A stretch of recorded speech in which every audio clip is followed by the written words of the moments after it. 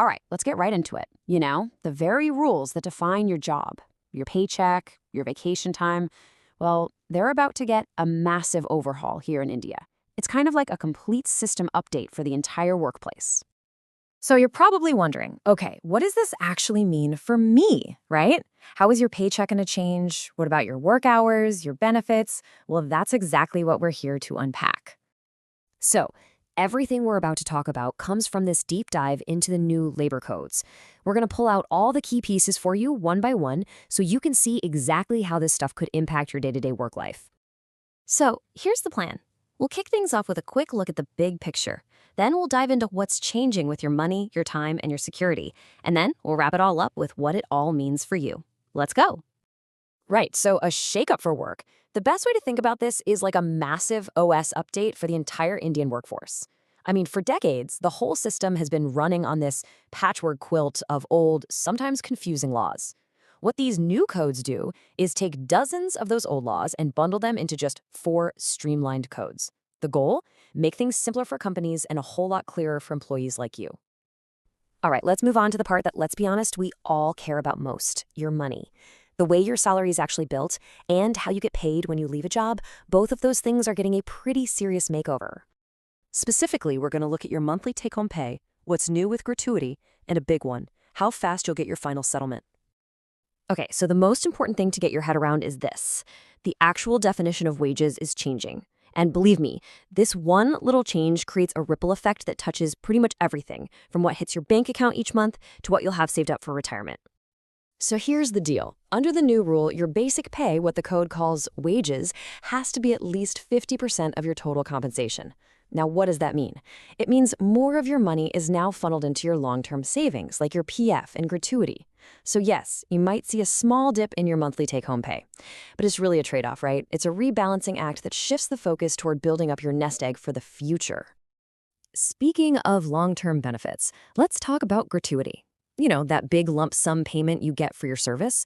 Well, for a certain type of employee, the wait to actually get that money is about to get a whole lot shorter. And here it is, side by side. The old way, you had to put in 5 continuous years of service. That's a long time. The new rule changes things big time for fixed-term employees. So if you're on a contract for, say, 2 years, you'll now be eligible for a gratuity after just 1 year of service. This is a huge, huge win for contract workers. Now, for regular, permanent employees, that 5-year rule is still in place. Okay, this next one. This is going to be music to the ears of anyone who's ever left a job.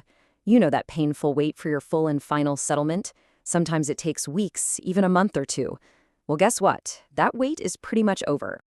Just look at the difference here. We're going from a vague timeline that could drag on for 30, even 60 days, to a hard deadline. The new rule says companies must settle all your wages within just 2 working days after you leave, whether you resign, get dismissed, whatever. This is an absolute game changer, especially when you're trying to manage your finances between jobs. Yeah, you heard that right. 2 days. That's it. This just wipes out so much of that financial stress and uncertainty people feel after they leave a job. It's such a simple rule change, but the positive impact is just massive. Okay, so we've covered money. Let's switch gears and talk about something just as valuable, your time. The new codes are bringing in some really interesting ideas about how we schedule our work and how we take our leave. And this is the one you've probably heard about, the one that's been all over the news, the 4-day work week. A 3-day weekend every single week. Sounds amazing, right? Well, the new codes actually make this a real legitimate option for companies. But, and this is a big but, there's a catch. While you can work 4 days, the total weekly hours are still 48. So you're not working less, you're just working longer days, 12-hour days to be exact. It's about compressing your work, not cutting it. But what's also really important here is what happens with overtime. Anything over those 48 hours has to be voluntary. Your boss can't force you. And if you do choose to work overtime, it has to be paid at double your normal hourly rate. That's a big deal for protecting your time and making sure you're paid fairly for it. And hey, it's not just about your work schedule. It's also about getting a break from it. Taking a vacation is about to get a little bit easier too, especially for folks who aren't working a standard year-round job. Check this out. To be eligible for paid leave, you used to have to work 240 days in a year. That's a lot. Now, they're lowering that bar to just 180 days. This is great news because it means a lot more people, think about seasonal workers or people on different shift patterns, will now actually qualify for paid time off. All right, last but definitely not least, let's talk about security. This might actually be one of the biggest changes in the whole reform package.